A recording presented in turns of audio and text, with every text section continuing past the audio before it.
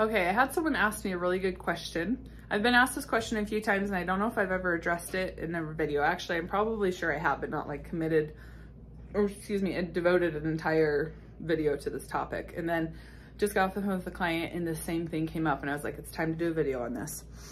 And the question was, Becky, what do I do if I'm like doing all of the actions in recovery that I need to do as far as getting outside my comfort zone and challenging fear foods and trying my very best to eat unrestrictedly and all these things, but my brain is still throwing the hugest fit and it's trying so hard to tempt me to compensate and tempt me to restrict and tempt me to go and move and do all of these things. Like, am I still actually rewiring? Because it feels like it's not getting any better, you know? It feels like, I don't know, I'm worried. I feel like I'm trying to change my thoughts with my actions, but I'm just worried that I'm not rewiring if my brain isn't on board with this stuff. And it's like, well, the thing about rewiring is, yes, in fact, for sure, you change your brain through your actions. You change the way that your brain is going to think through the things that you're doing. That's always going to trump the things that your mind is like thinking. So, you know, if you're struggling to, I don't know, eat that third sandwich at lunch, but you do it because you know you need to, and your brain's just like, rah, rah, rah, the rest of the day, and you're just like going to bed and you're like, surely I didn't do any rewiring today. Like, surely this can't be recovery because my brain does not feel like it's catching on. My brain does not feel happy about what I did. It's really unsettling to think about how much I ate today, and I just don't see how things are getting better. If you're that person in recovery right now, I promise you that if you continue to stay consistent, consistency is key, right? Consistency is key. If you stay consistent with doing that day in and day out all day long, guess what? Eventually your brain's going to lose. Like those thoughts, the mental anguish you're experiencing is going to lose, because what happens is your brain adapts to what you're doing. So if you continue eating unrestricted and you continue having the thirds and the fourths and the 10th brownie and all these things, and you keep doing it and you keep doing it and you keep doing it, yes, the thoughts will come and they'll come and they'll come and they'll come much longer and persist, you know, for a period of time that you are very uncomfortable with. For sure that will happen, but it's almost like testing you to see if you're going to break. And so if you keep going, eventually the thoughts are going to be like, you know what? We've been telling her this for weeks. We've been telling her to knock it off with eating so much, or him. We've been telling him to stop eating so much for weeks, and she's still doing it. He's still eating all the pizza. He's still doing all these things, right? And you keep doing it, you keep doing it, and you keep doing it. Eventually the thought's like, well, clearly this thought has no power over this person anymore. The thought becomes futile and the thought stops holding so much emotional power over you, until over time, and I'm talking time like months, you know, sometimes year or more, eventually those thoughts fade away into kind of a distant memory. Like I still remember having those really intrusive looping thoughts, for sure. I still remember them, especially I'm talking about them with clients all the time and relating to them and talking about my own experience. And so of course I remember them, but in talking to them, I'm not getting like emotionally hyped up and I'm not feeling triggered in any way, right? And so people will ask me, Becky, do you still have thoughts? And it's like, well, I have memories of my thoughts, but I don't have thoughts that are active, meaning like I don't have thoughts that are affecting or influencing the way that I behave anymore. And so I don't know if this is talked about enough, and that's why I'm doing it in a video, especially where there's been interest in this question. If you stay very committed to eating unrestrictedly and resting, and you don't give in. So that doesn't look like going for it one day and then backing off the next day because your brain just feels so uncomfortable and the thoughts are just too much and you just need a day to relax and unwind and just give your brain some freedom, right? And just some space, and then you can get back at it. Well, you doing that just reinforce that actually those thoughts that went on yesterday, you just gave into today. So they are still important and you're just delaying the process. And so you have to, and I know it's so hard. It feels so unfair for me to ask because I know how hard it is, but I wouldn't ask you to do it if I didn't know, one, it was possible, and two, that it works, okay? And so you have to stay very disciplined, knowing that you might be having a total mental breakdown, like an emotional breakdown while you're putting the pizza in your mouth and you're eating it, and you think, surely this isn't working.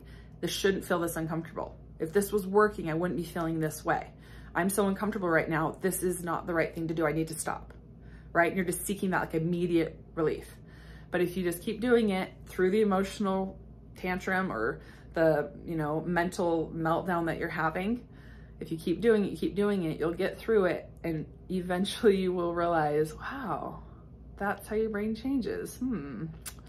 I wish so badly that you could tell yourself not to be afraid of something and then go and do it and show your brain, see, because we told you were afraid, now we're not afraid, we can do it. It doesn't work that way. You're afraid of it, you go and do it while you're afraid of it, and then as you're doing it over time and with repetition, you no longer become afraid of it. Now, I know all of you are listening to this going, Becky, we already know that, we get that, blah, blah, blah. But sometimes I think we forget in those moments that are so emotionally heated that because you're uncomfortable, you must be doing something wrong. And that's not the case. Now, of course, you're gonna try your very best to control your thoughts, and you're gonna try not to entertain them and put lots of energy into these very negative, overwhelming, thoughts of doubt and fear and disbelief and, obsessing over the future and what that might be. Of course, you're gonna try really hard to control those thoughts, but you might not always win that battle, but you can always win the battle of your actions. No one's holding power over you and not letting you do things with your hands that involve putting food in your mouth, okay? The client that I just spoke to said something that I hear all the time. I'm like, you do know what you need to do. They always ask, tell me what I should do. I'm like, you tell me what you think you should do. What would you tell someone if you were a coach and they were telling you the things? And they know, they just don't want to say it, or they think it doesn't apply to them. And this person said, I'm just afraid of what's gonna happen if I do that. And my answer was, you're gonna recover if you do that. But I know what you're thinking. You're thinking, I'm afraid of what's gonna happen to my body.